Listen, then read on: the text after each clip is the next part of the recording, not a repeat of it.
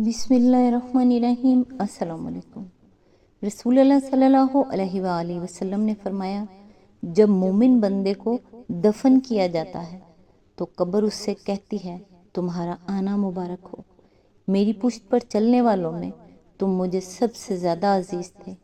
जब तुम मेरे हवाले कर दिए गए और मेरे पास आ गए तो तुम आज मेरा हुस्न सलूक देखोगे।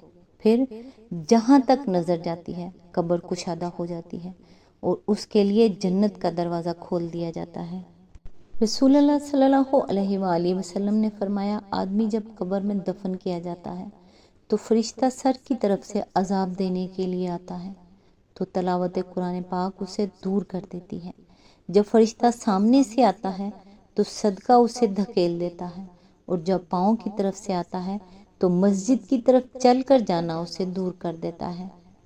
अल्लाह ताला से दुआ है, या अल्लाह तू जितना रहीम है बस उतना मुझ पर रहम कर दे, तू जितना करीम है बस उतना मुझ पर करम कर दे, तू जितना राज़िक है बस उतना मुझको अता कर दे, तू जितना गफ़ार है बस इतना मुझको बख्श दे। आमीन सुम्मा आमीन।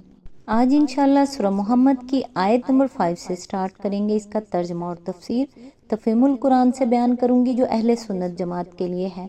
औज़ु बिल्लाहि मिनश शैतानिर रजीम, बिस्मिल्लाहिर रहमानिर रहीम। वो उनकी रहनुमाई फरमाएगा, उनका हाल दुरुस्त कर देगा। आयत नंबर 6, और उनको उस जन्नत में दाखिल करेगा जिससे वो इनको वाकिफ करा चुका है। इसकी तफसीर है, ये है वो नफ़ा जो राह खुदा में जान देने वालों को हासिल होगा। इसके 3 मरातब बयान फरमाए गए हैं। एक ये कि अल्लाह उनकी रहनुमाई फरमाएगा, दूसरे ये कि उनका हाल दुरुस्त कर देगा, तीसरे ये कि उनको उस जन्नत में दाखिल करेगा जिससे वो पहले ही उनको वाकिफ करा चुका है। रहनुमाई करने से मुराद जाहिर है कि इस मकाम पर जन्नत की तरफ रहनुमाई करना है। हालत दुरुस्त करने से मुराद ये है कि जन्नत में दाखिल होने से पहले अल्लाह ताला उनको खिलतों से आरास्ता करके वहाँ ले जाएगा और हर उस आलाइश को दूर कर देगा जो दुनिया की ज़िंदगी में उनको लग गई थी।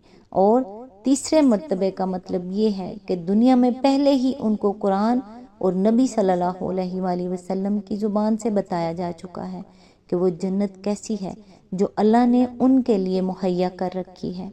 इस जन्नत में जब वो पहुँचेंगे तो बिल्कुल अपनी जानी पहचानी चीज़ में दाखिल होंगे और उनको मालूम हो जाएगा कि जिस चीज़ के देने का उनसे वादा किया था वही उनको दी गई है। इनमें यकसर मुँह फ़र्क नहीं है।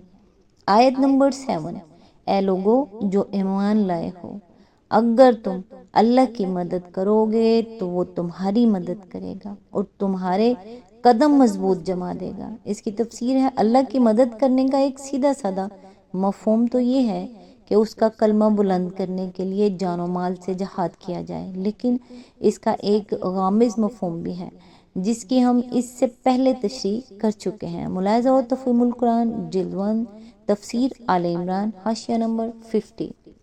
आयत नंबर 8, रहे वो लोग जिन्होंने कुफर किया है तो उनके लिए हलाकत है और अल्लाह ने उनके अमाल को भटका दिया है। इसकी तफसीर है, असल अल्फाज हैं फतासल्लाहुम, ताअस ठोकर खाकर मुंह के बल गिरने को कहते हैं। आयत नंबर 9, क्योंकि उन्होंने उस चीज़ को नापसंद किया जिसे अल्लाह ने नाजिल किया है, लिहाजा अल्लाह ने उनके अमाल ज़ाया कर दिए। इसकी तफसीर है, यानी उन्होंने अपनी पुरानी जाहलियत के ओहाम और तखयलात और रस्म व रिवाज और इखलाकी बिगाड़ को तरजीह दी और इस तालीम को नापसंद किया जो अल्लाह ने उनको सीधा रास्ता बताने के लिए नाजिल की थी।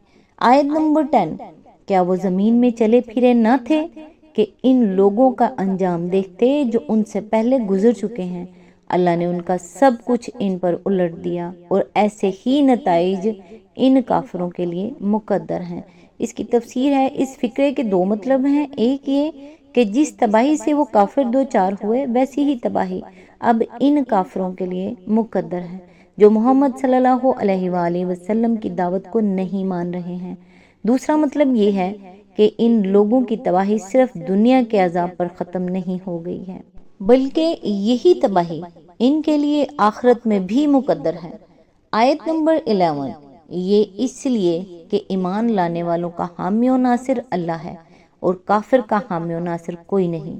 اس کی تفسیر ہے، جنگ احد میں جب نبی صلی اللہ علیہ وآلہ وسلم زخمی ہو کر چند صحابہ کے ساتھ ایک گھاٹی میں ٹھہرے ہوئے تھے، اس وقت ابو سفیان نے نعرہ لگایا، لانا عزا ولا عزا لکم، یعنی ہمارے پاس عزا ہے اور تمہارا کوئی عزا نہیں ہے۔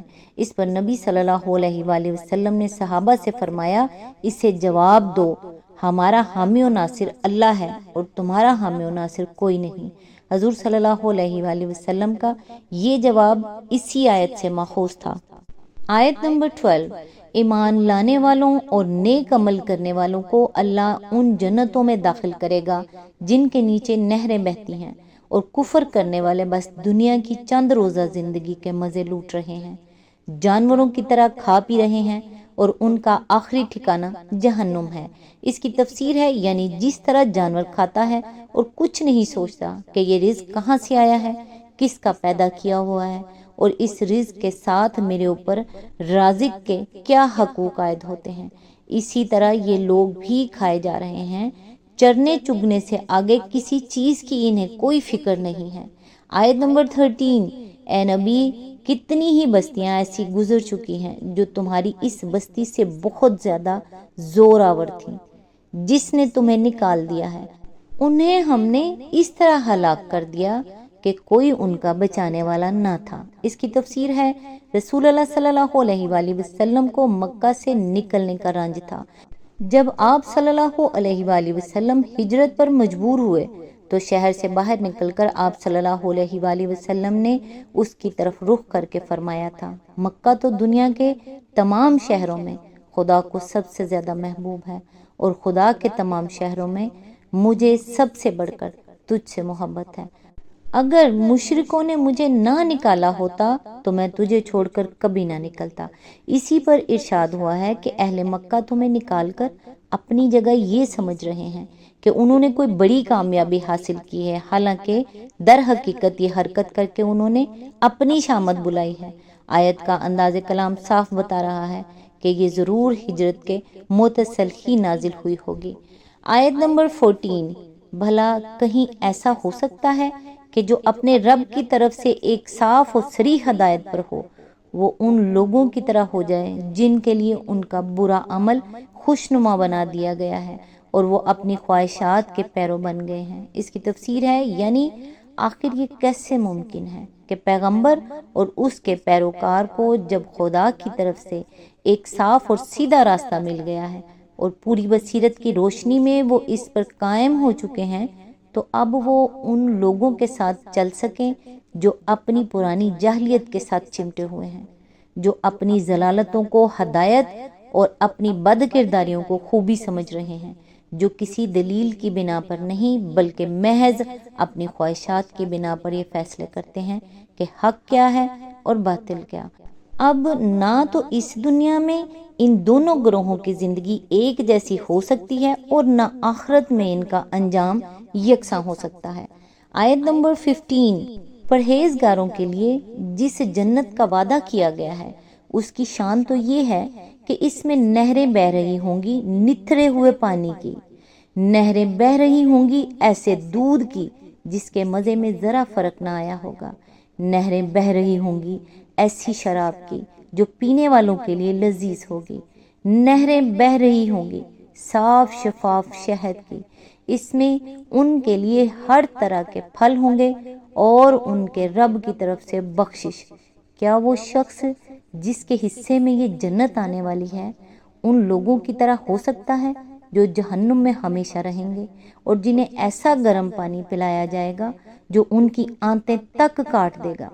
اس کی تفسیر ہے، اصل الفاظ ہیں ماء غیر آسن۔ آسن اس پانی کو کہتے ہیں جس کا مزہ اور رنگ بدلا ہوا ہو یا جس میں کسی طرح کی بو پیدا ہو گئی ہو۔ دنیا میں دریاؤں اور نہروں کے پانی عموماً گدلے ہوتے ہیں، ان کے ساتھ ریت، مٹی اور بسا اوقات طرح طرح کی نباتات کے مل جانے سے ان کا رنگ اور مزہ بدل جاتا ہے اور کچھ نہ کچھ بو بھی ان میں پائی جاتی ہے۔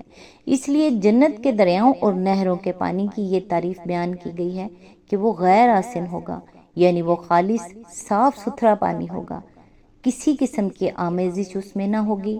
اسی آیت کے ضمن میں آگے فرمایا، حدیث مرفوع میں اس کی تشریح یہ آئی ہے کہ وہ جانوروں کے تھنوں سے نکلا ہوا دودھ نہ ہوگا، یعنی اللہ تعالیٰ یہ دودھ چشموں کی شکل میں زمین سے نکالے گا اور نہروں کی شکل میں اسے بہا دے گا۔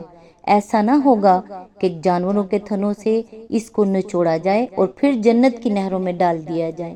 اس قدرتی دودھ کی تعریف میں بیان کیا گیا ہے کہ اس کے مزے میں ذرا فرق نہ آیا ہوگا، یعنی اس کے اندر وہ ذرا سی بسانت بھی نہ ہوگی جو جانور کے تھن سے نکلے ہوئے ہر دودھ میں ہوتی ہے۔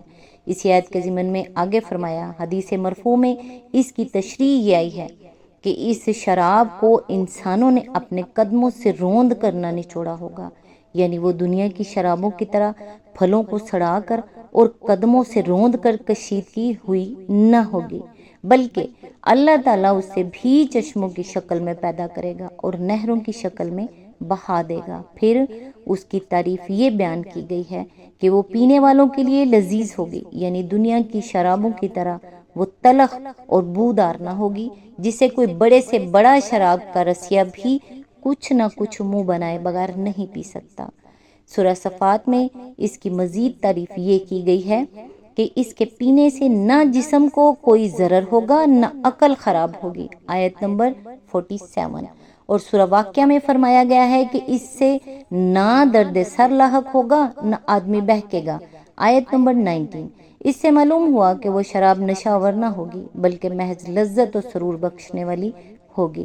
اسی آیت کے ضمن میں آگے فرمایا، یہ بھی حدیث مرفوع میں اس کی تشریح یہ آئی ہے کہ وہ مکھیوں کے پیٹ سے نکلا ہوا شہد نہ ہوگا، یعنی وہ بھی چشموں سے نکلے گا اور نہروں میں بہے گا، اسی لیے اس کے اندر موم اور چھتے کے ٹکڑے اور مری ہوئی مکھیوں کی ٹانگیں ملی ہوئی نہ ہوں گی، بلکہ وہ خالص شہد ہوگا۔ اسی آیت کے ضمن میں آگے فرمایا، جنت کی ان نعمتوں کے بعد اللہ کی طرف سے مغفرت کا ذکر کرنے کے دو مطلب ہو سکتے ہیں۔ ایک یہ کہ ان ساری نعمتوں سے بڑھ کر یہ نعمت ہے کہ اللہ تعالیٰ ان کی مغفرت فرما دے گا۔ دوسرا مطلب یہ ہے کہ دنیا میں جو کوتاہیاں ان سے ہوئی تھیں ان کا ذکر تک جنت میں کبھی ان کے سامنے نہ آئے گا، بلکہ اللہ تعالیٰ ان پر ہمیشہ کے لیے پردہ ڈال دے گا تاکہ جنت میں وہ شرمندہ نہ ہو۔ آج تک کے لیے بس اتنا ہی، نیکسٹ انشاءاللہ آیت نمبر 16 سے سٹارٹ کریں گے۔ تب تک کے لیے دعاؤں میں یاد رکھیے گا۔ اللہ حافظ۔